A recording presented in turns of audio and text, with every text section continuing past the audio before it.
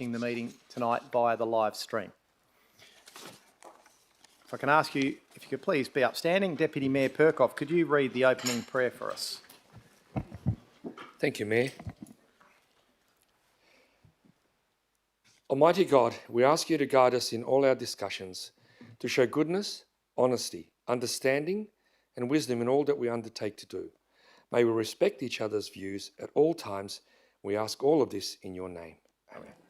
Councillor Thornton, could you read the acknowledgement of country, please? On behalf of elected members, we would like to acknowledge the traditional custodians of this land, the Whadjuk people of the Noongar Nation, on which this meeting is taking place, and show our respect for elders past, present and emerging. Thank you. Take your seat, everyone. Without prior approval, any recording of the meeting is prohibited. No action should be taken on any resolution of council prior to written advice from the city being received. Item 1 is the official opening, and I declare the meeting of the 17th of March 2026 open at 6:30 p.m. 2, apologies. I have apologies tonight from Councillor Andrea Corrado and Councillor Ree. Item 3, approved leave of absence. I have nil. Item 4, disclosure of interest. Those disclosure of interest from the Planning and Development Committee on the 10th of March are listed on the screen behind me. Mr. Slents, are you aware of any disclosures for this evening? Thank you, Mr. Mayor. I have received 2 extra declarations for this evening. One from Councillor Kristovich for item PCS3.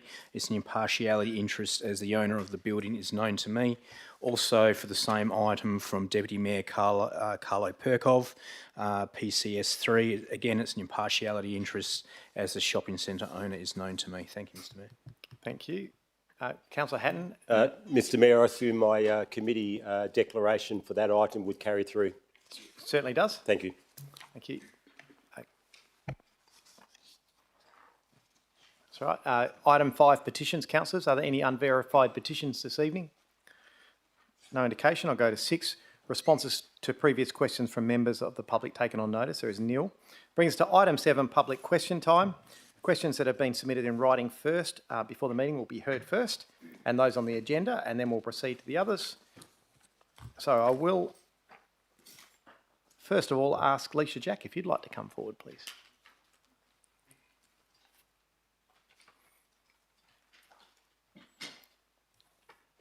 Thank you. And just if you can turn that microphone on for the first time down the bottom there. And that can stay on. Thank you. And your name and suburb and then your questions. Good evening, Mayor, councillors, staff and members of the gallery. People in the gallery, I should say.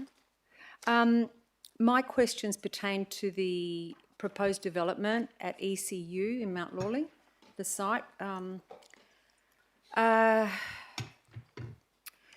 Items, you know the item numbers.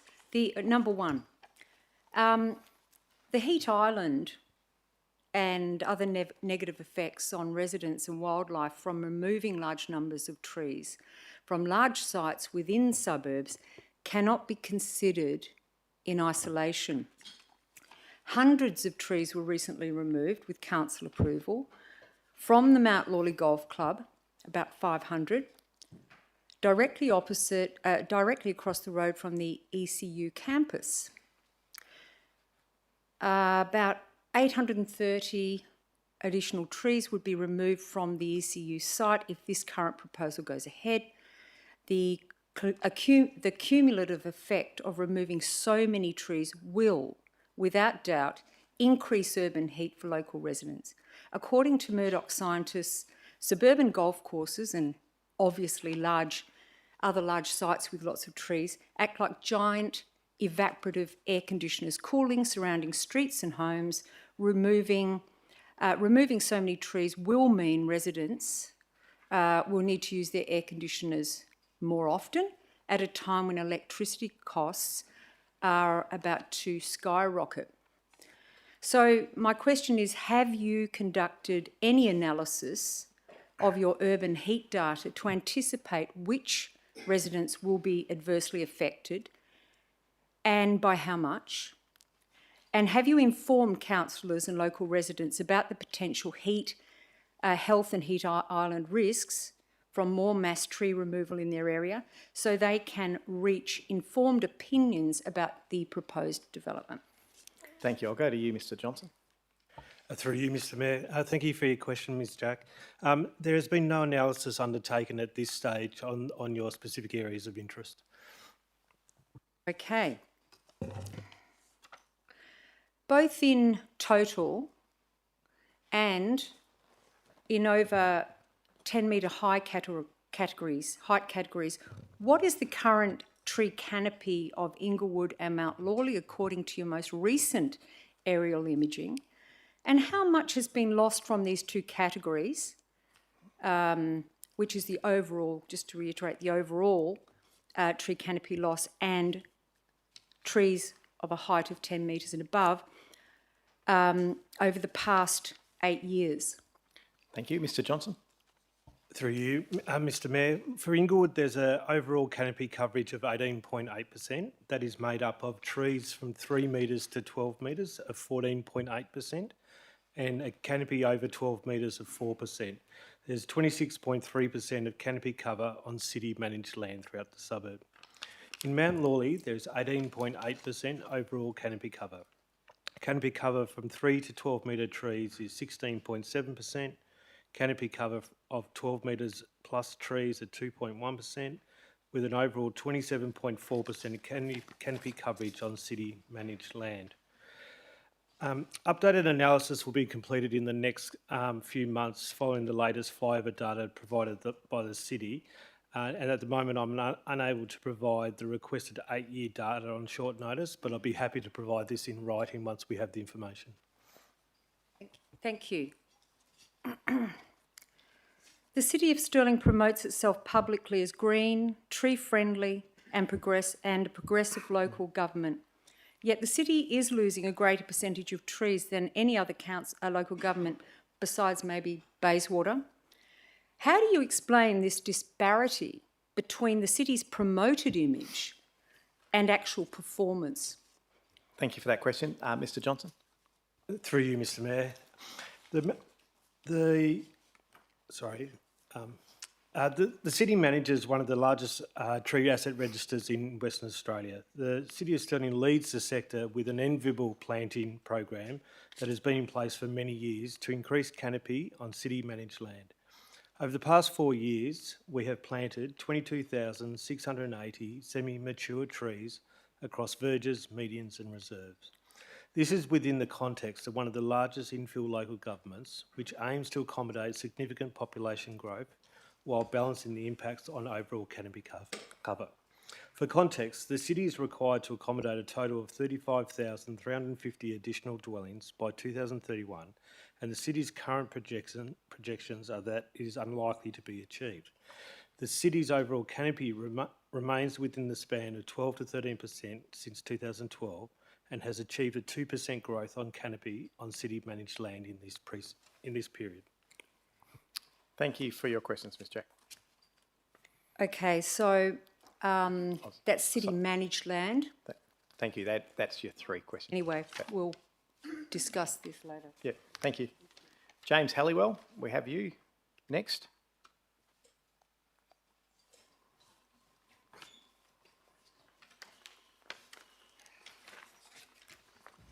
Thank you. Just your name and suburb, thanks. James Halliwell, Nollamara. Thanks, Mr Mayor. My question relates to the development proposal that was submitted towards the end of 2025 for the long vacant site at 680 Wanneroo Road in Balga. In recent times, I have read with interest plenty of questions and comments on this proposal on the Balga Community Action Facebook group. I also note that the proposal was the source of some back and forth between our state's Housing Minister, John Carey, and our Balga Ward Councillor, Michael Dudek. Mr Mayor, could you please provide an update to the local Balga community on how this proposal is progressing and what levels of feedback the city received on this proposal? Thank you. Thank you. Ms Shears. Through you, Mr Mayor, thank you for your question, Mr Halliwell. That application was approved by the Development Assessment Panel at the end of last year, and during advertising, so that it was advertised from 21st of November to the 19th of December 2025, with City received 15 submissions, 7 in support, 7 against and 1 sort of other submission.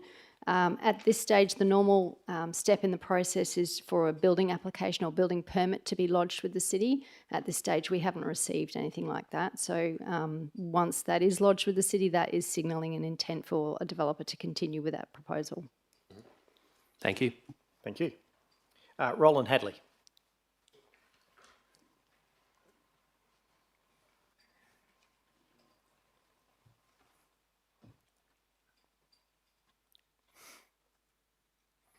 Thank you. Your name and suburb?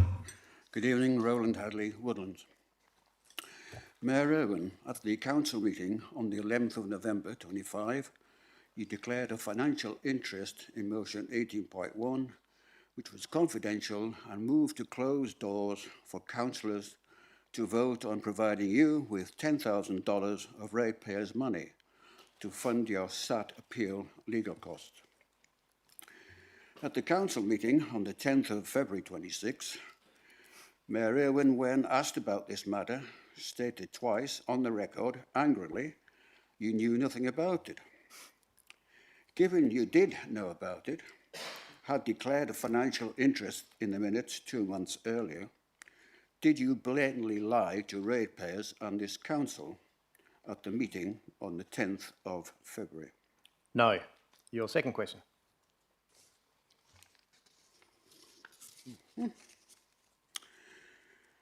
In the city of Stirling, Canada, there are Perth Glory playing fixtures listed. How much are Perth Glory paying for this advertising? We note that no other sporting groups are listed. Would you say, Mayor Irwin, that there is a perception of disadvantage here? No. I'll get Mr Quirk to provide some advice for you. Through you, Mr Mayor, thanks for the question, Mr Hadley. No, there is no direct financial costs to the Perth Glory. We did that in good faith given the city's partnership with them, which is associated with their relocation to Mirrabooka.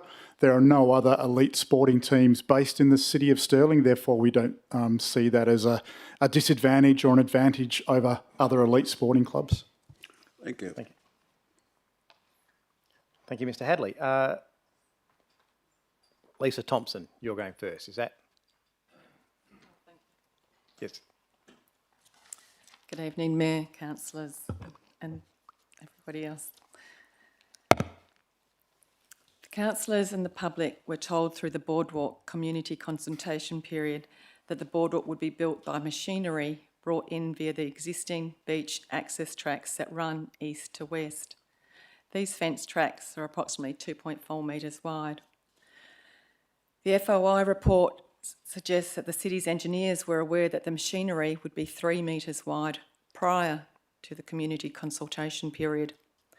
It doesn't make sense to me that a 3 metre wide excavator can fit down a 2.4 metre track. Please explain why the councillors and the public were misled during the community consultation period. Thank you for that question, and we'll respond to you in writing with that one, Ms Thompson. Thank you. This FOI also reveals that the city's engineers were aware that these excavators could store piles a maximum of 6 metres from the excavator. Given the distance between existing beach access tracks is about 200 metres, it is obvious that the machinery would need to be driven through the highly undulating dunes between the tracks to install the piles. My question: please explain why the public and the councillors were not informed that an 8 to 10 excavator would need to be driven through the dunes to install the hundreds of piles required for a boardwalk, when this information was available prior to community consultation. Thank you for that question as well, and we'll respond to you in writing with that one, Ms Thompson. What is the anticipated consequence of driving an 8 to 10 tonne excavator through highly undulating dunes to install hundreds of piles, given it is clearly not possible to build a boardwalk through the reserve from the existing tracks that we were told about? Thank you for that question, and that will be responded to in Thanks writing. very as well. much. Yes. Thank you. Mike Masiello.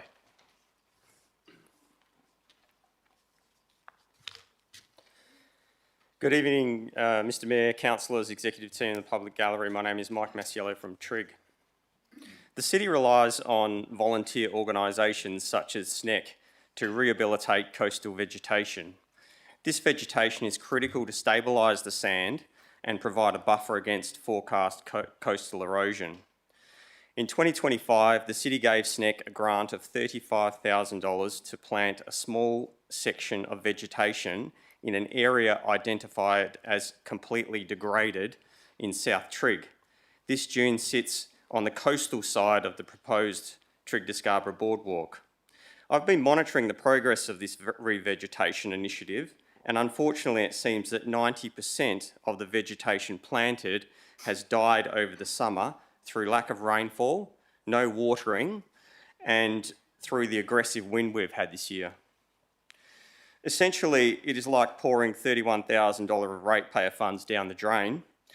Why has the city let this $35,000 ratepayer funded planting fail when this vegetation is critical to protecting the coastline against the forecast increase in coastal erosion? Thank you for that question, and we'll get a response to you in writing on that, Mr Marcella. I recently visited the Floreat Boardwalk installed 20 years ago. I've observed that the vegetation under the boardwalk has still not grown back 20 years later. There's sand under there, presumably due to the shading effect of the boardwalk. One thing I did notice was a series of sprinklers either side of the Floreat Boardwalk, presumably to assist with the challenge of regrowth of vegetation, which serves to stabilise the sand following the clearing that occurred during its construction 20 years ago. How does the city propose to water the extensive vegetation that will need to be planted after the 10-tonne excavators carve a 3 to 4 metre wide path through the middle of the dunes? And does the city plan on installing a sprinkler system, like Cambridge Council has, to boost vegetation survival rates above 10%, or will the millions of plants be hand watered, and by whom? Thank you for that question, and we'll respond to you in writing with that one. According to the council meeting minutes, the city is facing significant challenges in achieving the required 10% reduction in groundwater usage by 2028, as mandated by DWER. 97% of its parks and reserves are fed by groundwater. With the increasingly dry climate since 2018, the city has exceeded the 10% target reduction from the west side aquifer that covers Scarborough and Trigg 86% of the last 7 years. This means that before 2028, there needs to be a significant reduction in water allocated to the current parks and reserves across the city to meet this non-negotiable mandate. This likely will result in grass and trees dying across and a loss of amenity for existing parks and reserves in all of your suburbs. Councillors in these wards have already mentioned the challenge that they're facing with trees dying, etc. It seems there's no scope to access groundwater for dune rehabilitation. Given the demonstrated difficulties the city is facing in planting coastal vegetation, as I've talked about before, and the mandated reduction in water allocation, please advise how the city plans to overcome these challenges mentioned above in significant revegetation required for the proposed Trigg to Scarborough Boardwalk. Yeah, thanks for that question, and we'll give you a response in writing with some more detail on that one. Looking forward to that. I will just rule now to extend question time. We've just gone past the allocated 15 minutes, so we'll extend. We've got 3 more, and I'll ask you, Margaret Bond, if you'd like to come forward. And just your name and suburb to start. Margaret Bond, Scarborough. Mr Mayor, councillors, I would like to ask a question relating to the proposed clearing of the ECU Mount Lawley site, in particular 835 mature trees that are proposed to be removed. Can council please explain how the developers arrived at the conclusion trees being removed from Mount Lawley ECU campus have low ecological value when it is well established that this area is an important ecological linkage? Good question, Ms Bond. Mr Johnson. Through you, Mr Mayor. I will say that the Edith Cowan University site does sit outside of the ecological linkage that has been identified by the city and the state. I can't comment exactly on each specific species and what they can offer, but there are a lot of exotic species within the campus. And while they do add some ecological value, overall, I think there's an opportunity to really look at a lot of local endemic species in the future. Thank you. Second question. At the council meeting on the 1st of July 2025, I asked a question about the sand nourishment project of March 2025 with sand taken from Trigg Beach and offloaded at Mettham's pools. This exercise cost $600,000 with the ongoing contract for 10 years equalling $6 million. An enormous cost for a short-term fix. The sand washed away within 3 weeks. The sand nourishment will again be repeated on the 22nd of March 2026. My question, what is the long-term solution for Metham Pool? Are Council of Stirling engineers working on this, or will you keep throwing ratepayers' dollars into the ocean? Thank you for that question, and we'll provide a response to you in writing with that, with some more detail on those other measures. Okay. Look, a more concerning section of the coastline is the coastal dunes between Scarborough and Trigg, which is quickly being eroded by wind and strong seas. Mr Mayor, in a TV interview in January 2023, you expressed your concern that West Coast Drive, Scarborough Amphitheatre, Scarborough Pool and Scarborough Surf Lifesaving Club were prime locations under threat, as well as beaches, dunes and footpaths. I realise you are focused on a $25 million boardwalk through these pristine, vulnerable dunes.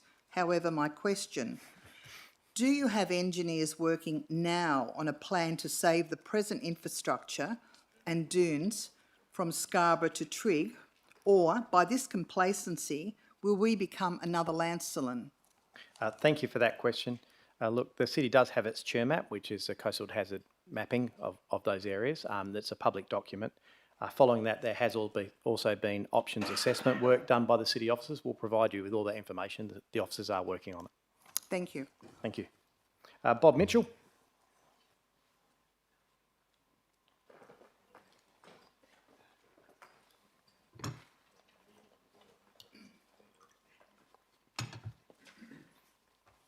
I reckon he's coming for you, Mr. Quirk.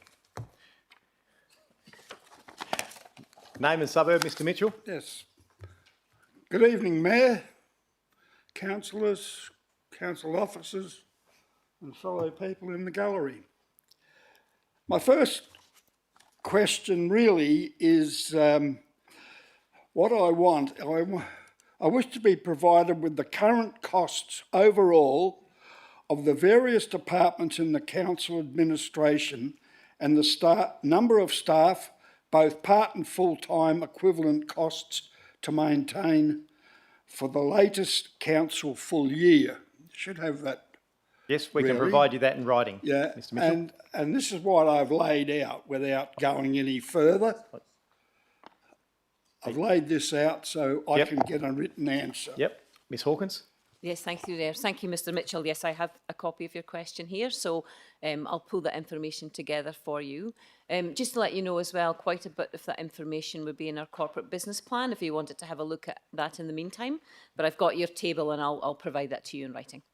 Good, thank you. My second question relates to the proposed cancellation of the council meeting in June because of the Australian Local Government Association meeting in Canberra. There is no reason the date could not be left for a meeting to give people an opportunity to submit and ask questions, even if the quorum for council is not available.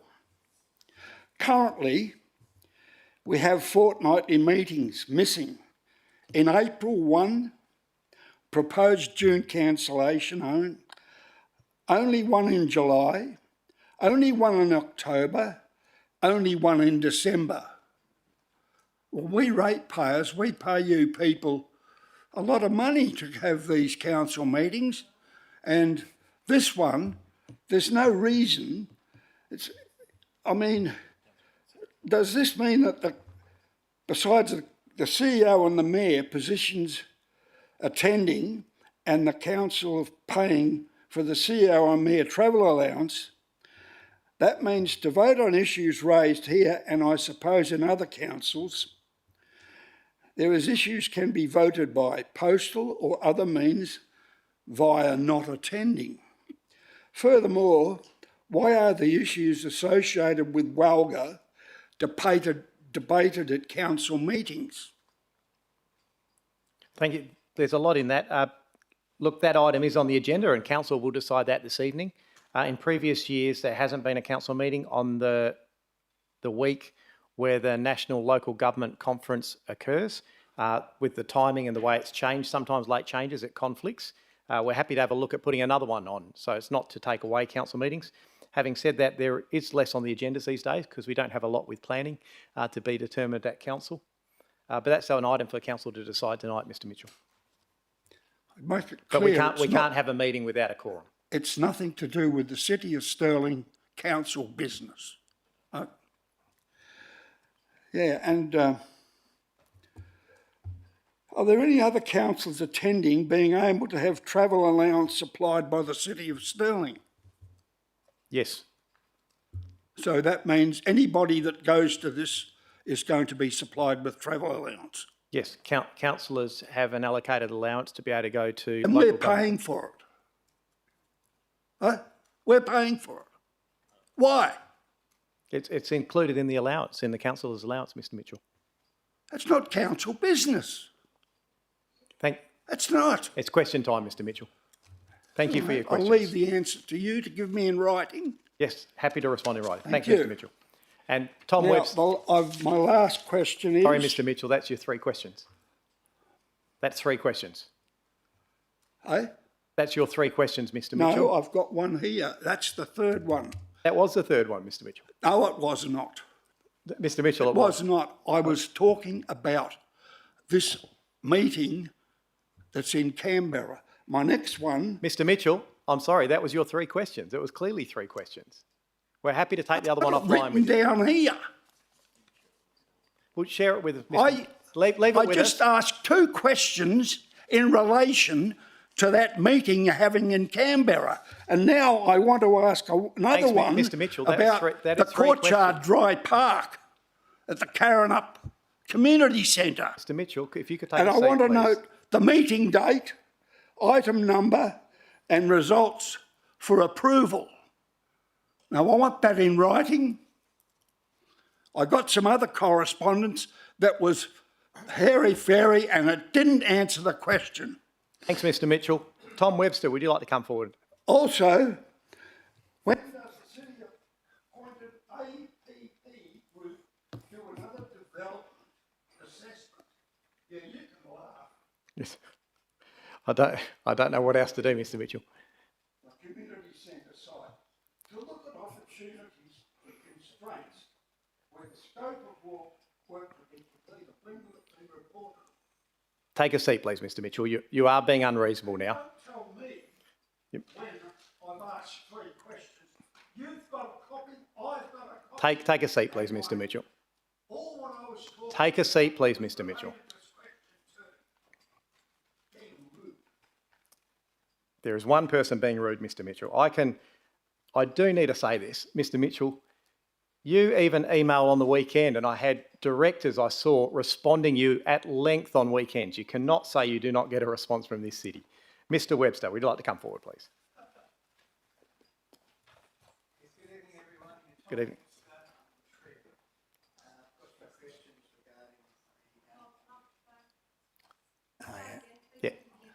Yeah, So- Tom so- Webster from Trigg. I've just got a few questions regarding the Mount Lawley trees which have been itemised for destruction. First question, we're in an ecological crisis with global temperatures increasing to 1.5 degrees presently. The urban heat island effect has extensive effects on the temperature in cities, with a loss of coverage increasing the effect with the loss of canopy. Has this been factored into the decision to remove these trees? Thank you for that, Mr Johnson. I'm not sure I can answer that through you, Mr Mayor, on behalf of Development WA in the state. So it hasn't Well, it has. That I guess this is an application that the city is considering this evening. It hasn't been for the city to consider that. It's Development WA who are putting the application through to us. Okay, right. Okay. Why is the size of the city important in relationship to the tree canopy coverage? When you take into account economics of scale, the city should be able to do a better job of urban forestry. Can you tell us that that's being done in regard to keeping the mature trees? Look, that item is on the agenda this evening. It's not city-owned land. It is private development land, and Development WA have the application before council for consideration. Right, so it's not the council dealing with that issue? No, so I'll get Ms Shares to clarify our role in this process.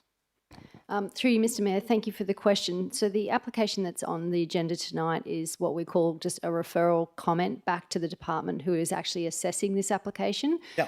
So this application is for Ford Works to remove the trees, as you suggested, and do the groundwork preparing the site for future development. The intent for that site is still being worked through in a bit more detail. So they have completed a master plan process and they are in the process of doing a precinct structure plan, which is separate again to this application tonight.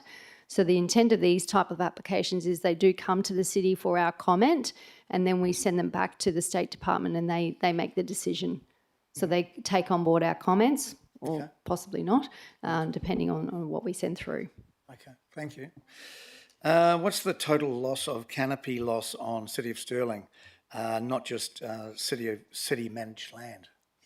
Are you just talking about this specific site? No, total canopy loss over, say, regarding Stirling. How much have we got? What's the loss? How much have we lost? And just what is the state of play regarding canopy loss? Because the difference between Mount Lawley and a northern suburb can be as much as 10 degrees difference in temperature, suburbs due to the canopy in Mount Lawley being so good. So if we start losing that, we're going to see increase in temperatures. I'll just get a brief summary from Mr Johnson, then we'll give you a detailed response in writing, Mr Webster. Through you, Mr Mayor, I think it'd be best if I do give you a more detailed response in writing, so I just don't make any incorrect statements tonight. Okay. Yeah, thank you. Thank you for your questions. Cheers. Thank you, everyone. And we'll now go on to item 8, application for leave of absence. Councillors, are there any requests for leave of absence? No indication. Confirmation of minutes. Councillors, can I have a move and a seconder to accept the minutes of the council meeting held on the 24th of February 2026. Move Councillor Christovich, seconded Councillor Thornton. And just show of hands for those, please, councillors. That is unanimous. Thank you. Item 10, announcements by the presiding member. I have nil. Item 11, unresolved business from previous meetings. I have nil. 12, reports and recommendations of committees. And first of all, we'll go to the Planning and Development Committee meeting from the 10th of March. Let's see, we've got 12.1 CF1 to be pulled out currently. Are there any other items anyone wishes to be pulled out? No other indication. In that case, I will go to that. Councillor Migdale as chair of the committee. 12.1 CF1. Thanks, Mr Sorry. Mayor. Yeah, sorry, even before you speak, Councillor Giudice, my error. I'll just let Leaving the... Councillor Giudice is just leaving the chamber. Thank you. Thanks, Mr Mayor. So I do have the item from the Planning and Development Committee 10th of March to move, though I have worked with officers and added a couple more conditions just to firm it up, which don't change the intent. So with council and committee's approval, I'm going to add them. Can I ask for Ms Shear's comments? Yeah, and I will just ask Ms Shears, can you just clarify, because these aren't all added conditions, some of those were already on there, but I'll get you just to clarify just so council's confident it doesn't change the overall intent. Through you, Mr Mayor, that's correct. For simplicity and clarity for council tonight, we received alternative recommendation conditions from Councillor Migdale. They are conditions 1 to 4 in the alternative recommendation. The rest of the conditions that are included on the screen are already included in officers' recommended conditions in the attachment to the report. Thank you, councillor. And I will note there was a bit of debate, or not debate, but there was certainly the feeling of committee was that it needed strengthening, so I'm quite happy to accept them as the substantive, and Councillor Thornton would like to second that. So I've got a move and a seconder. I believe Councillor Dudek, you're opposed. Thank you. So I'll go back to you, Councillor Migdale. Thanks, Mr Mayor. Colleagues, let's be clear. The City of Stirling is not being asked to approve or reject this DA. That decision has already been made at the state level. What we can do is ensure the best possible outcomes for our community and environment, and that's why I'm supportive of this alternate recommendation. The Forward Works Plan raises real concerns about transparency. The scale of tree removal, over 800 substantial trees out of 1,400 on site that we know of, was never mentioned during the master planning consultation. We're only hearing about it now. The community deserved to know from the start that this site was contaminated and that most of its trees would go. Development WA must do better, with full disclosure and honest communication at the beginning of the planning process, not after the fact. The numbers speak for themselves. Removing 800 trees could cut the Lawley Ward's canopy by more than 2%. When this 17-hectare site is eventually handed to the city, it will have little to no canopy, and it will take decades to rebuild it and get back to where we are today. We're staring at the loss of mature shade trees, habitat and cooling, the very assets that define Stirling's livability. No one disputes that Perth faces a housing crisis. We absolutely need more homes, and this development can help deliver them. But transparency and sustainability must go hand in hand with growth. The alternate recommendation doesn't slow the project.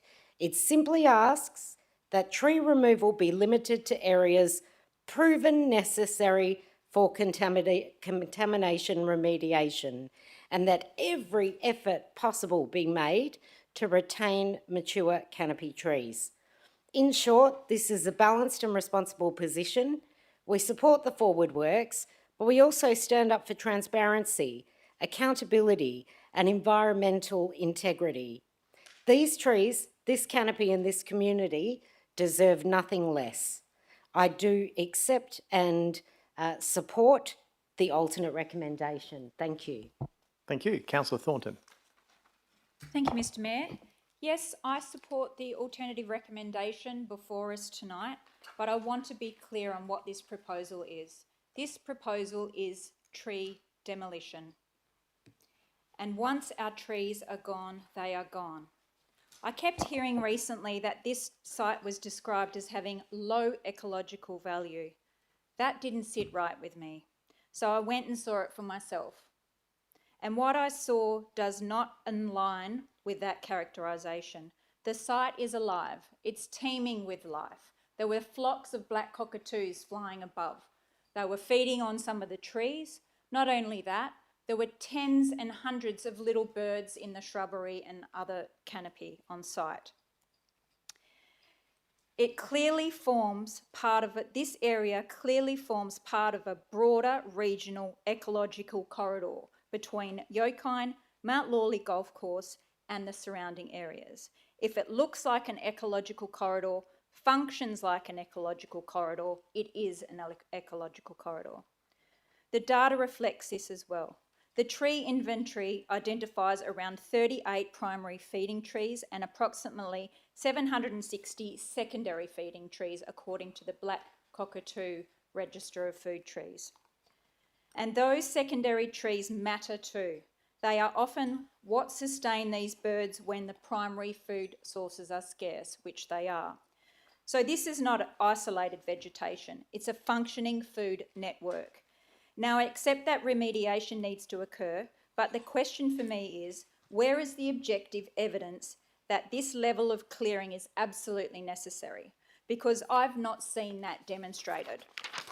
The site ceased operating as a sanitary waste facility almost 100 years ago.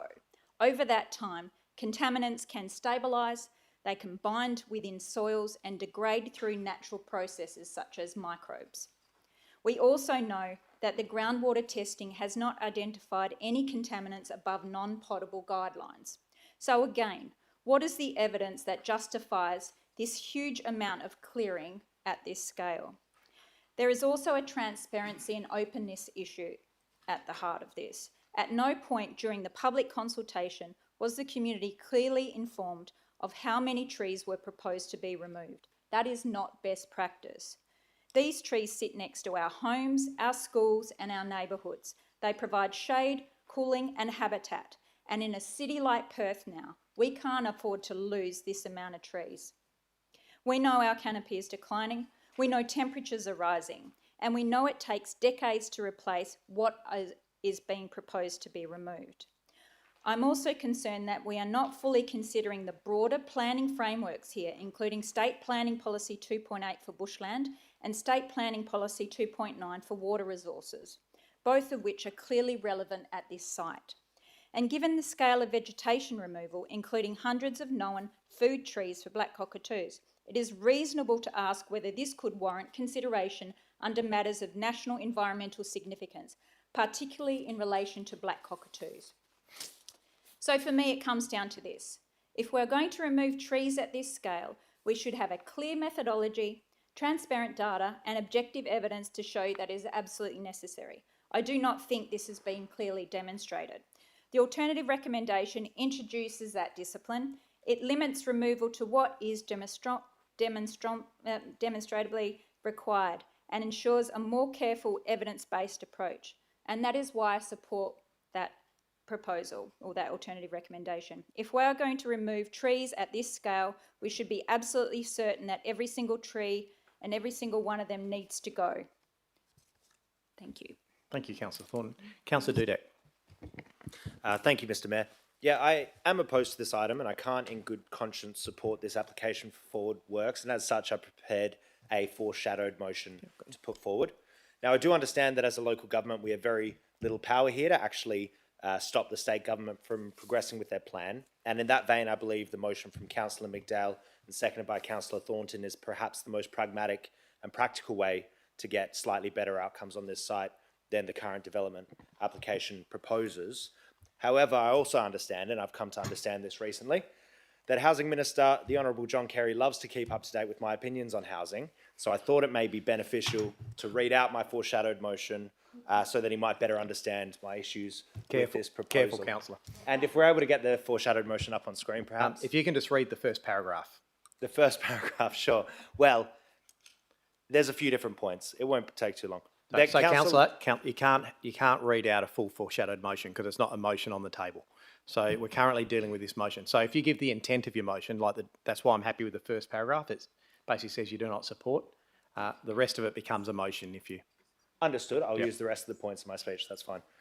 So the council does not support the development application for Forward Works at ECU as it's not consistent with orderly and proper planning. And I'll read out some of the reasons why I think it's not consistent with orderly and proper planning. A, the proposal is premature as it seeks to progress significant site works in the absence of an endorsed statutory planning framework to guide land use, build form and infrastructure coordination and staging. B, the proposal seeks to preempt the outcomes of the adopted master plan for the site.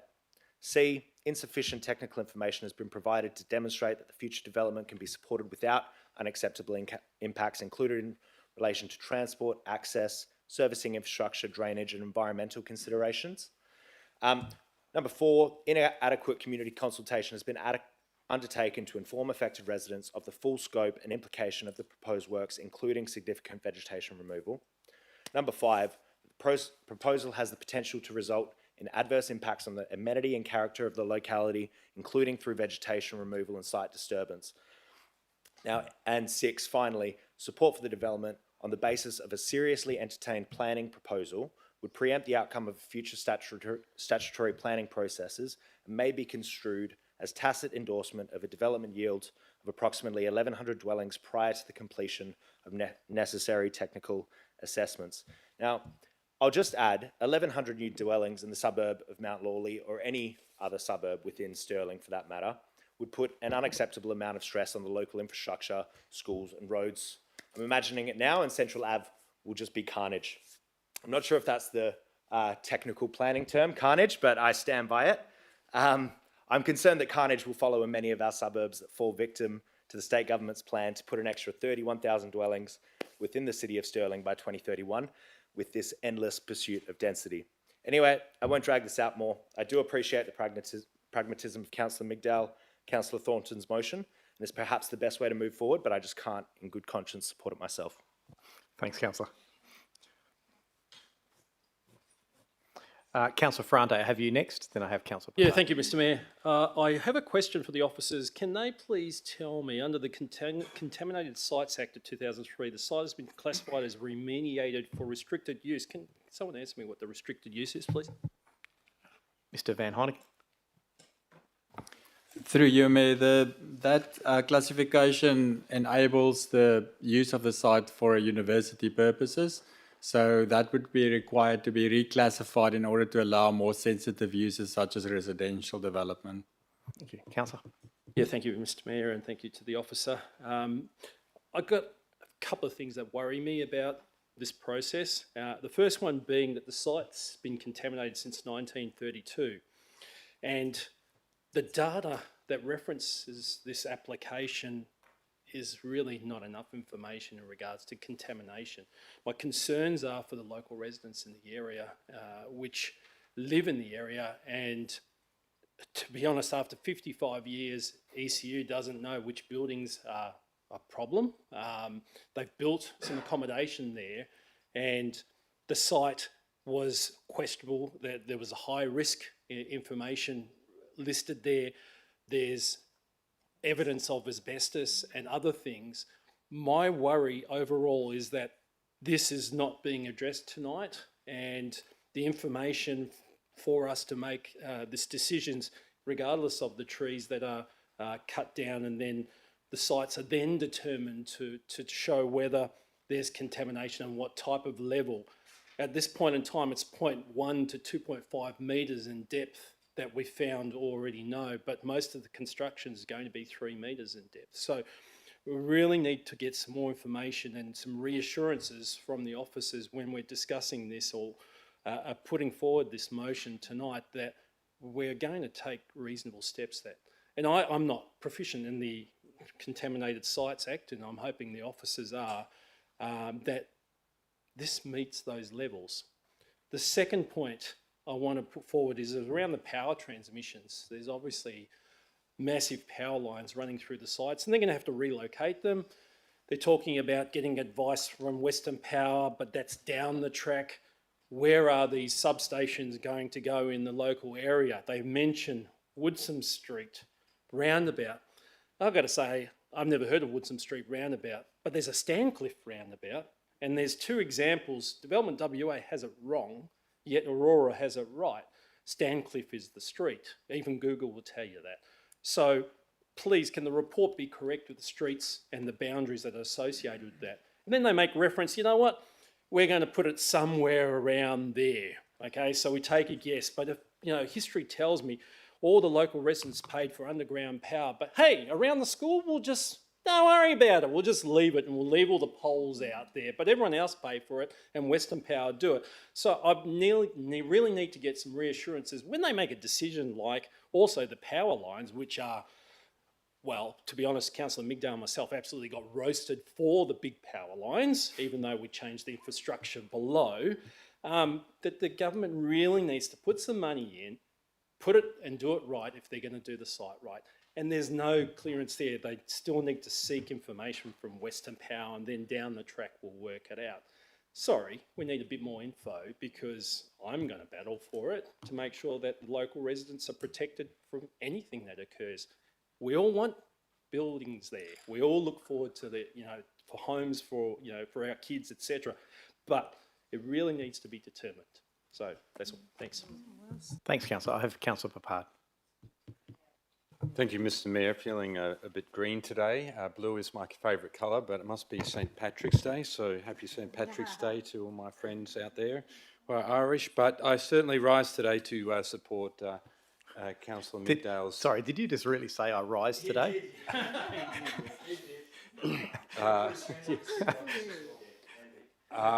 Continue, Councillor. And I thank the other Councillor Dudek's comments and his alternative recommendation and the comments of others who are here. But it is important, I think, to be very clear. I get it, we are in a housing crisis and we want to do what we can.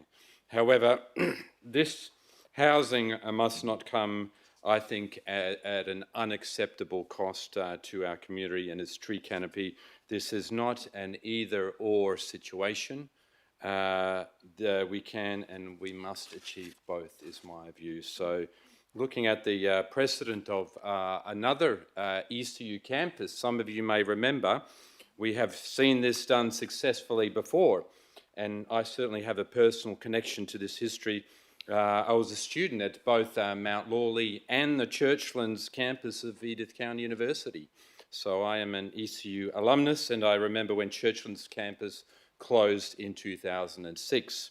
So that site's redevelopment is, everyone might know, a prime example of what actually is possible. So at Churchlands, trees were meticulously tagged and documented, and the majority saved. And this result was a green estate. Everybody knows that when they drive around the area. So much so that the developers named it, Councillor, they named it Churchlands Green. So there we go. Let's look at the true value of the canopy. We need to look at the cold hard numbers, and for that we look at the Halliwell value of the trees on this site. It's estimated at $15 million, and this is a massive community asset.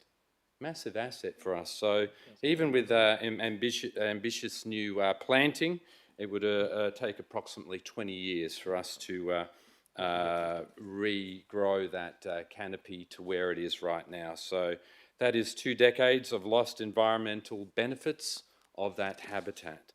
So as the councillor for the coastal ward, I know that once these mature trees are gone, then they're gone for a generation, and that is my concern. We cannot simply offset that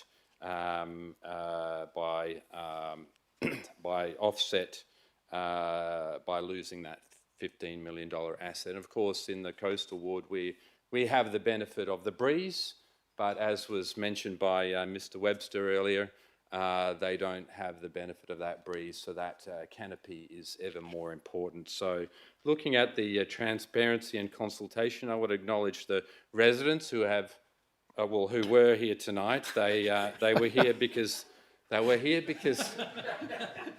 because they care and they deserve to be heard. It is clear from the feedback that the consultation process was insufficient. Many residents feel it was rather limited information regarding the true extent of the loss, but being misinformed doesn't serve any of us, not the council, not the developers, and certainly not the community. So we need absolute transparency, everyone, to build trust in this project. And when we're looking at protecting local control, we know that if we don't stand up and call these concerns out tonight, we lose the opportunity to influence the final outcome. So we have a responsibility to act here as the gatekeepers. We'll ultimately be the ones taking care of this community as a council and as a city. So we need to make sure that we protect the interests of our city's environmental health now and today. So Councillor McDale's alternative recommendation provides the, I guess, the rigour. Let's wrap it up, Councillor. The rigour and the accountability that the project of this significance demands. So it moves towards a model of responsible development that respects our heritage and our residents. So enough thinking. Councillor, I do please ask wrap it up. you to implore you to support Councillor McDale's recommendation. Thanks very much. I do. Thank you for that. And then I'll go to Councillor Kristovich. We must be getting close to the end of debate on this. Councillor, just before you stand up, can I just get clarification from officers? My understanding was there is no Halliwell value because it's a private site. So is there any... Mr Johnson? Mr Mayor, I'm not aware of any assessment done on these trees. Can I just get Councillor Papa, where did you get the 15? I'm not arguing against you. I'm just wondering where you got the 15 million Halliwell value from. Okay, well that I believe I couldn't confirm that, but I think that was in the report from what I read. No, there might have been an estimate, but yeah. No, and it was fine. It was only I was only interested. I just recalled it from previously because I'd asked about that. And my understanding there wasn't. The point's made anyway, so it wasn't to try to argue with it. Councillor Kristovich. Thank you very much, Mr Mayor. Look, I'm also going to support the alternative, but can I just ask a couple of questions, right? So if there was a contaminated site within the City of Stirling that was being dealt with by a private developer, would we get more or less information along the process of that contamination and that remediation? Or do we have the same expectations of this development to provide us and the community with a clear example of what's going on the site? Ms Hughes? Through you, Mr Mayor, for this particular application, which is just a referral, so there is a difference between some of the normal development applications that we might get over a site that is contaminated and this application, which is just a referral. So it was brought to the city and referred to the city because of the MRS that it sits in. That's the only reason we got it. Normally, we would be determining applications, as you know. So, for example, service station sites that we have throughout the city that are then used for, say, multi-unit developments and things like that. We do get some information, but we are making a decision on a land use. So it is important that we have that information to then be sure that they can clear that title to use it for a sensitive land use in the future. This is different because it's not us determining it. This is for forward works only, and it's not to determine any future land use. Okay, but just I suppose further to that, so the community and the council would not be informed of what the contamination was, how much it is, whether it's critical or not, whether it's made a material impact. So all of that would be secret and kept from the community. Is that what you're saying? Or would we, because I would have an expectation personally that if we're dealing with a contaminated site in the City of Stirling, that the council and the community would be kept fully informed along the way, what we found, how much contamination there is, if it's an issue, how we're dealing with it, what rectification measures we've taken. Now, will we get that information, or is this secret squirrel and they'll just do what they want and we will know nothing? Ms Hughes? Through you, Mr Mayor, there is a notification on title that sites are contaminated, so it is not a secret, it's public. You can search the titles and you can know that the site is contaminated. As I was explaining, because this application is for forward works, they have identified in the information that it is contaminated. There's a plan in there that shows the expected contamination levels and what the site was used for previously is to indicate future contamination on the site.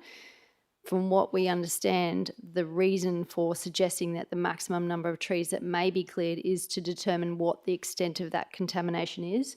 I think Councillor Thornton and Ferranti correctly pointed out previously that that's unknown. So that is why they're suggesting that the maximum number is the 840 odd, based on then the detail work that they will do when they go into the site and remove some of those buildings to find out what is underneath them. And so just further to that, so when they actually do that work and they identify what's there and they're fully informed, will they tell the community and council, this is what we found, i.e. we found a lot, we found nothing, we found a little bit, these are the ways we're dealing with it, this is our plan going forward, or will we know nothing other than it's contaminated today and tomorrow it's less contaminated and we can go ahead? Is that, how much information will the community and the council actually know about this contamination, or is it all a secret in a bubble and no one's allowed to know? Through you, Mr Mayor, some of the conditions that officers have recommended to, I guess, work through that site remediation plan once it's developed. So we will have a level of understanding and knowledge. It's not something that we would expect to be provided a copy with. They don't need our approval for it. I can get further comment from the officers if they have anything additional to add in that regard. We do get advice from Department of Water and Environment once the site is cleared. So they have to go through that contaminated site process to clear the title, and it's quite onerous. There's auditors and things like that involved, and we do get notification when a title is cleared. So I'll hand to the officers. Mr. Van Heinigen. Through you, Mayor, yeah, I can confirm that one of the conditions is actually the remediation action plan, and that be submitted to the city. All the results of the contamination investigations will be submitted to DWARE, and they will essentially reclassify the site to an appropriate classification once they're satisfied that the contamination can be addressed. And there would probably be like a plan of action in terms of remediation and also monitoring and maintaining the site so that it's safe. Okay, thank you. And just a further question. So with regards to the tree removal, again, if a site was being developed by a private developer in the City of Stirling and they were looking to potentially remove over 800 trees, would anybody other than the developer have an involvement, oversight or participation in reviewing whether or not those trees should or shouldn't be removed? And I ask that from the point of view of it's very easy for a developer to come along and just say, oh, no, that one's gone, that one's gone, that one's gone. And it might be a 1% reason or a 99% reason why it might be gone, but it might suit the development opportunity more so than from an environmental perspective. So who's going to oversight these trees to make sure they're telling us, oh, don't worry, we'll do the right thing. I don't really trust that they will, personally. So who is oversighting them to make sure they're doing the right thing? Ms. Hughes. Through Mr Mayor, the number of conditions that we have included together with Councillor Migdale's additional conditions provides that oversight. So that's the intent of all of that. From our first interaction with Development WA and comments on the master plan, we have been clear that we wanted to retain as many trees as possible across this site. Certainly that's been strong through the community consultation that Development WA have also undertaken. You'll see in the conditions they have to provide tree protection zones for the trees that they are keeping. So it's not just the trees that they are looking to potentially clear, it's the ones that they are to retain as well. The intent is for our parks team to work closely with them and to have a detailed site walkthrough and go through all of the trees in detail. Okay, so based on the report, the 487 trees identified as being saved, basically, that's guaranteed. They're all, because the report's saying these are guaranteed to be saved, these 487. There's no reason why any of these should disappear. So I'm just wondering, am I reading the report correctly, or is this just a fluffy Councillor figure? Kristovich, can I get you to do something, add to the debate? Your hypothetical questions are getting... Well, no, what I'm trying to work out, right, is you know... Make your point, Councillor. They talk between 700 and 1,100 dwellings, right? Now, if they're doing a site clearing for 1,100 dwellings, for example, and we know that developers are probably only going to build 500 dwellings because of the cost of building, and there's plenty of sites in the City of Stirling where you can go 20 Councillor, stories... again, you're going completely hypothetical about developers. Like, let's just talk about this item. This is about so being specific, okay, they're saying between 700 and 1,100 dwellings. What's going to determine whether it's 700 or 1,100? That's not the item before council. And can it be less than that? Well, but it's not the item before council. No, but they're saying to us they're going to develop this site, and they're going to put between 700 and 1,100 dwellings, right? So I just want to know from this report is, will they build somewhere between 700 and 1,100? This report doesn't deal with that. It does mention it in there. It's a remediation report. Yeah. I think it's important to stay on track, Councillor. But the remediation directly impacts the size of the development that goes on there. No, it doesn't. It's a remediation report. It wouldn't matter if they're building 2 houses or 1,000 houses. It's a remediation requirement. I understand that, but I get you trying to make a point, but that's all I'm saying. Just make the point, because I think we've got to stick to this, because we're starting to go into other stuff. No, yeah, look, I understand, but the remediation and the amount of trees you keep and the design of those trees determines the sort of development you have on the site. Yeah. So depending on the oversight and depending on I suppose the rigour around that will determine what happens. But look, I'll just leave it at that. Thanks. Because obviously we don't have a say in it. Yeah.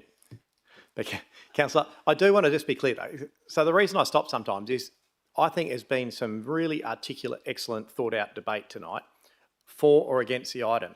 And sometimes it feels towards the end, everyone just adds their bit and starts hypotheticals and stuff that takes away from that. There's been really strong debate. My caution is, if you want to talk about this from now on, please articulate whether you're speaking for this item to support the motion or against it, and make your case. Councillor Hatton. Thanks, Mr Mayor. I'm speaking in support of Councillor Migdale's alternative. Well done. And strongly in support of that. I think it's a brilliant alternative, and I want to explain why. There's the officer's report and the attachment that's been put forward by the manager of City Future is great. There's certainly conditions in there, and the conditions in there are similar, if not parallel, to Councillor Migdale's, and they're very good, don't get me wrong, but Councillor Migdale has pointed out some very important things that are fine-grained, and that's demonstrated in some of the language of her alternatives. I wouldn't like to see, before I come to some of that language, because I'm pretty emotive about it, I've seen what's happened in main roads down the road here, or the decimation of trees. I've said many times in the last 6 years that I'm not a great fan of main roads. They're a beast in themselves, and I would hope that in this case the cart is not being put before the horse. Main roads is about bitumen before trees, and I hope that this is not about houses before trees with Development WA. Some of the distinctive features of Councillor Migdale's alternative, things such as accurately demonstrating, targeting with investigative measures. I won't go through all the items, I'll just choose these words. Prioritising to identify opportunities to retain trees, that's prioritising. Demonstrating best sustainable design principles, and this goes to what Councillor Krasicevic is talking about. We commit as councillors and as a council to improve tree canopy. We know we've got problems with private land because developers won't build around trees, they won't articulate designs around trees, and we don't want this to be like a decimated area, given that they might be using contamination as some sort of possible excuse. But then you look at, there's no structure plan, there's no plan at all. I say it's the cart before the horse at the moment. There's not a lot of transparency to us. There's no real design principles shown at all. There's not really enough consultation, as other councillors have mentioned, whether it be for traffic management or contamination. But my effort tonight is to demonstrate that we must be passionate about the tree canopy in this area, even though we don't own the land. So I think Councillor Migdale's points, building the footprints for mature trees, are very relevant. So Councillor Migdale's also mentioned, how will the trees be protected? So as an educator, we try to teach young children, and I'm trying not to get off the point here, but to delve deeper and look at the hows. And we don't want this bureaucracy to do what they want to do.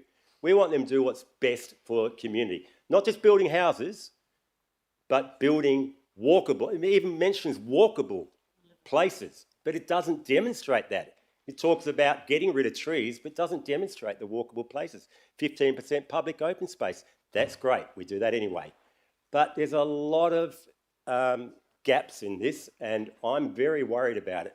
I think Councillor Migdale has added to the officer's attachment 1 conditions, and I'd like to see us expressing it in a stronger manner.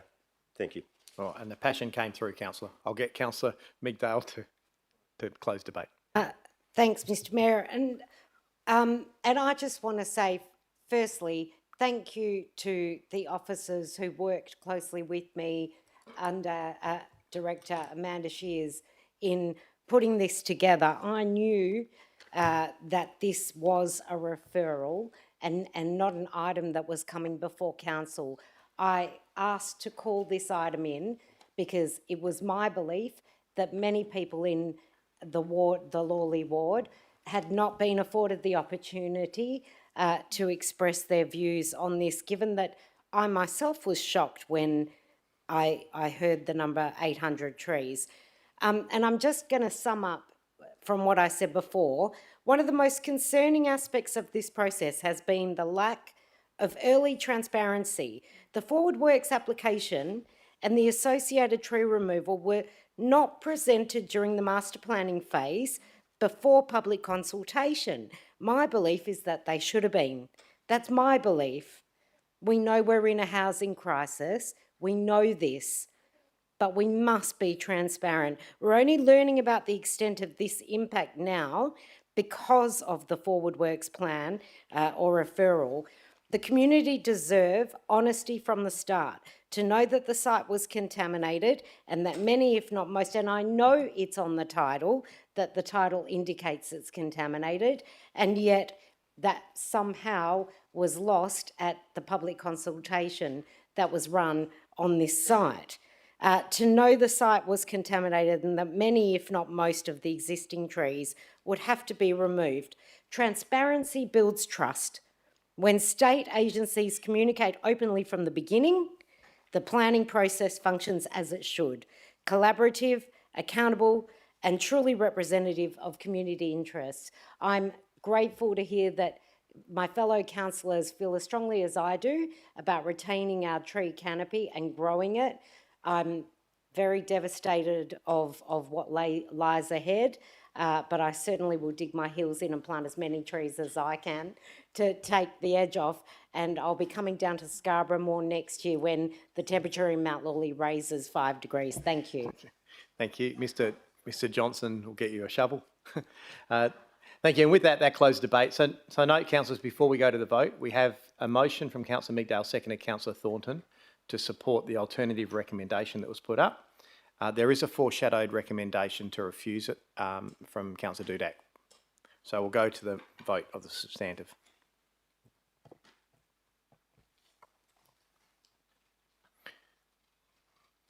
Thank you, councillors. That motion is carried 11-1 with Councillor Dudek voting against, as was indicated was going to happen. Yep. Just as we get Councillor Giudice in, so that vote is done, I just want to make public comment as someone who doesn't enter debate on these things. I want to commend council for their articulate debate on that. I think it was a very sensible debate.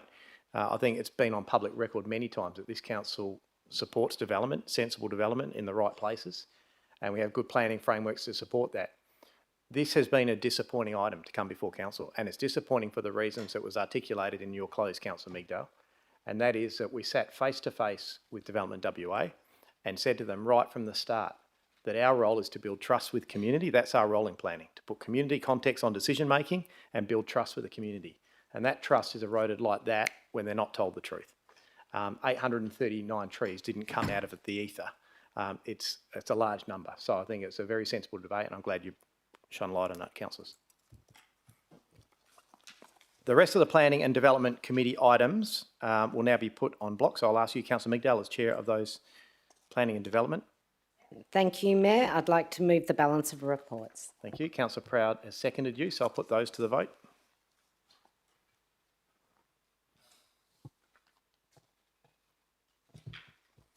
That is unanimous. Thank you, councillors. So those people still watching at home, the remainder of the Planning Development Committee recommendations have been adopted by exception resolution. Councillors, we'll go to item 13. So we'll go to 13.1, the proposed cancellation of the council meeting on the 23rd of June, 2026. This is in light of the National Local Government Conference. Do I have a mover of a motion for 13.1? Councillor Papard is happy to move. Councillor? Just Councillor Papard? Just... Nothing further to add on that. Just move the motion for me, please. Oh, sorry. Councillor, just put your microphone on and say, I move the recommend. Move the motion. Thanks, that'll do. Councillor Dudek, you're happy to second that? Is anyone opposed? If not, we'll put that to the vote. I'll take a question. If you... Just quickly, have we got any idea of the expected numbers of elected members going to it? Not yet, but an early indication could be 5 or 6. Thanks, councillors. There's no one opposed, so I'll put that to the vote.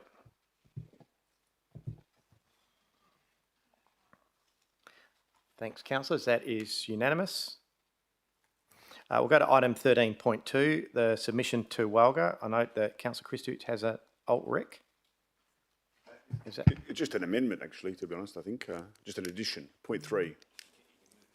Yeah, you can move that with the addition. Just read out your addition. Okay, the council requests the Western Australian Local Government Association, as part of the local government electoral reform proposals, investigate the advantages and disadvantages for an electronic voting system being used in local government elections. Thank you. Is there someone who'd like to second that? Councillor Dudak. Is there anyone opposed? Councillor Migdale.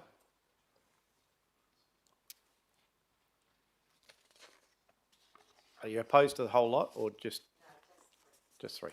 All right. I'll go to the mover. We can put these separately. That'll be an easy way to do it.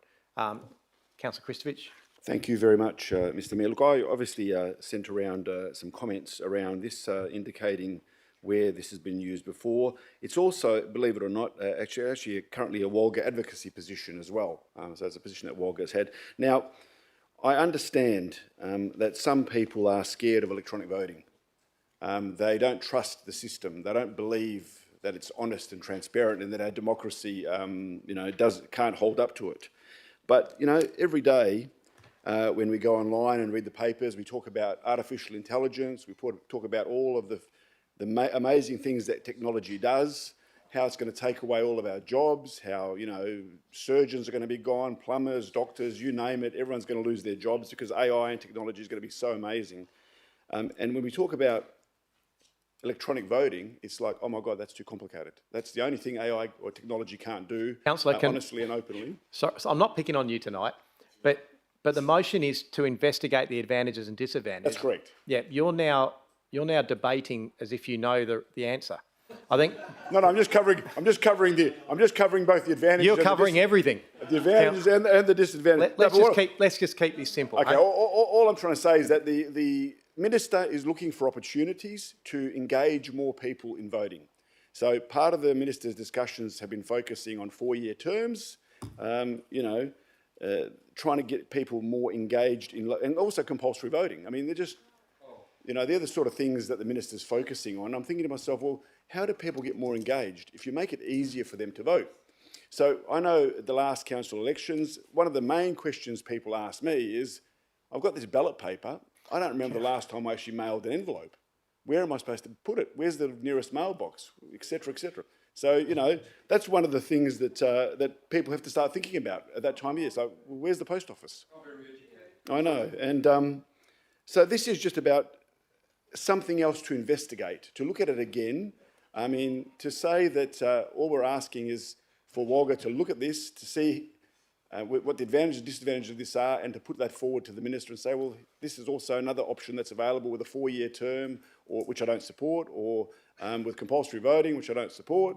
And the reasons for that, of course, is, we know that even in state and federal elections, only about 85% of people vote where it's compulsory to vote, and most of those complain about having to vote, and they actually know what they're voting for. It's either, a political party or a leader. Councillor, see, I'm going to have to ask governance to find that switch again. Please, Councillor, just stay to the topic. All right, well, I'll just leave it at that. I don't think it's a complicated motion. Councillor Dudak, you're seconding. Thanks. I'll be very quick. I very much thanks the officers and support the submission that we're putting through on the local government electoral reforms, both on the 4-year or the 2-year election cycles and also on compulsory voting. Number 3, I do appreciate Councillor Christovich slightly rewording this from the previous, the earlier motion that was put forward. I am someone who is vehemently opposed to electronic voting. I think the paper ballot and the secret ballot are very important parts of our democracy in Australia, but investigating the advantages and disadvantages and requesting Walga do that, I don't really see any problem with, so happy to support this. Thanks, Councillor. Councillor Migdale, would you like to speak against? Happy to speak. Besides the fact that it's unfortunate that at the last local government elections, many of the residents in my ward complained their envelopes were already stuck together. But besides that, in 8-9 years, I've never had any issues or incidents, and I've never had any residents say, oh, it's too hard and where do I mail it? I've never had that. What I have read and heard about and continue to hear about is the concerns of security when it comes to any type of electronic voting or interaction. I'm talking globally. I don't feel that we're at the point, knowing what I know about City of Stirling's own internal security, would not willingly put my faith or I would not support that we even consider the benefits of electronic voting at this stage. I'm keen to know where you're going with that, Councillor I do not feel that we are there yet. Well, even for our own emails and our own internal cyber security and the threats that we face, I mean, the hacking is consistent, constant, and I do not believe that we should alter a process that is for the most part, I know historically there's been times when the old voting form in the envelope has gone pear-shaped intentionally, though that's nothing like what a cyber attack or God knows what could do, and I refuse to consider it at this time. That is not to say in the future that I wouldn't look at it again, but right now I will not consider it. Thank you. Thanks, councillors. This is a fairly simple item, so like it's just you're either support or don't. I will allow you to talk if you want to, but Councillor Ferrandi. Yeah, thank you, Mr Mayor. Look, can I just ask the officers, and I don't know if any of them have been around, like, I won't comment which officer's been here the longest. This chestnut has been around a couple of times, and my concern is the time officers, yes, it's a Walga proposal, but the time that's put into reports, that I just want councillors to be conscious that motions take time and resources, and we're just going to be careful in the way we do this. I just wish that the councillors would consider that there is a lot of time and effort that goes into these types of things, and this chestnut has been brought around before because no one trusts electronically, and I don't know about you, Bitcoin and with AI eventuality is that these things will be a challenge, and I just think, just be careful, councillors, that we don't waste a lot of officers' time, that's all. Thanks, councillors. I did note that Councillor Meadale was very happy with the current system, seeing as she's got a popularity of 80% in a ward. Councillor Kristovich, we'd like to close. Yeah, just one last question. So with point number 3, will there be any officer's time invested in writing a report on that point number 3? I think you're closing, but I'll answer it. No, this is just our recommendation, adding to the pool of Walgas. Councillor Ferrandi is right, though. It's been considered previously and it's been knocked back. But it's up to council if you want to add it in. It just goes to Walga as this. That's correct. So no officer's time is going to be used, and lots of things have been considered previously. It doesn't mean they can't be considered into the future as well. Things change, the world moves on, and technology improves. And we're just asking about an investigation here. We're not asking about a decision or anything. Pros and cons, and the sector to look at it, rather than us individually who may or may not know what's out there in the world of technology. Thanks, councillor. So that closes debate. Councillors, I'll put 1 and 2 together because they were the original. I don't think there's any problems with those. So we're just voting on 1 and 2. We'll leave the red one out for now. So just 1 and 2. 1 and 2. That's the original recommendation.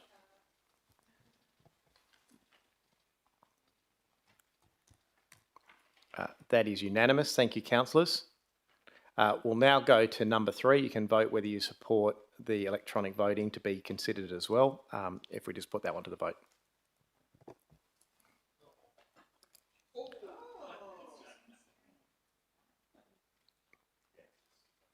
Oh, and that's boom, boom. Okay, and that is lost. So the motion that has been put tonight is the original motion, Councillor Christopher and Councillor Dudek. It's the original officer's recommendation, just 1 and 2. So 3 is lost. That was a nice, clean way to do it. Thanks, councillors. We'll go to item 14, notice of motion for consideration, 14.1. Councillor Thornton, your motion. Yes, I've got a motion.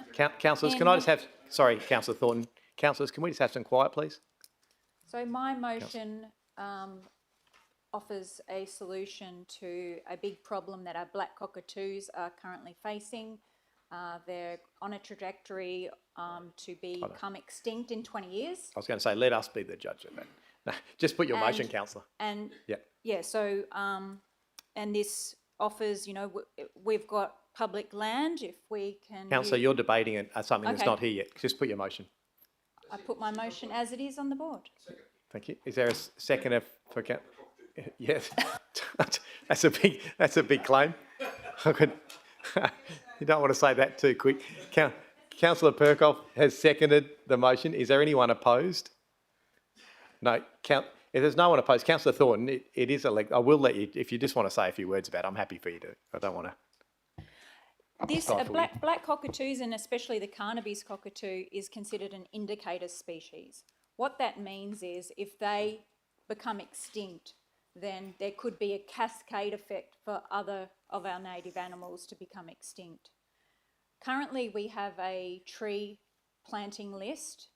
It is not geared necessarily towards the black cockatoos, but we should be doing all we can with the levers that we've got to try and protect this species from becoming extinct. Currently, there's about 200 to 400 cockatoos that get admitted to Perth Zoo and the Karrakan Rehabilitation Centre every year due to starvation. So these birds are in crisis. And so we should be able to do what... Point of order, Mr Mayor. I knew that was coming. Well, Councillor Thornton, take a seat. there's a reference that I need to Yes, declare an interest, unfortunately. What's You've that? just mentioned it. No, you Karrakan. don't need to declare an interest. No, it's in my role as a full-time capacity that we are in contractual agreement with that particular organisation in my role as full-time, so I need to declare an interest. Okay, noted. Councillor Ferrandi works at Perth Zoo. I thought you were going to say it was wrong. Thank you for Councillor being Thornton. open and transparent with that, Councillor Ferranti. So this is just really using what we have at the city to try and provide habitat and food resources to our black cockatoo family to help them survive. Great. Basically, I want these animals to be, part of future generations. Good motion, councillor. And a report will come back to council no later than September. So, well, depending on your vote. So I'll put that to the vote.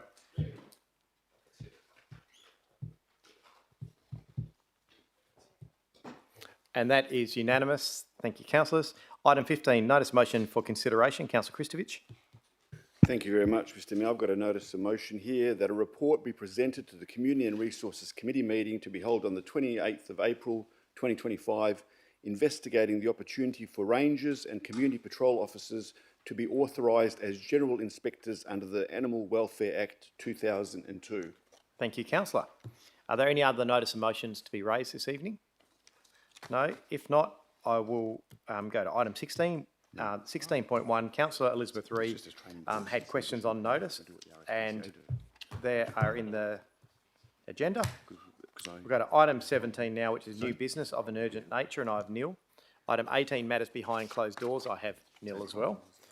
19 is closure, so that brings us to the end of proceedings this evening.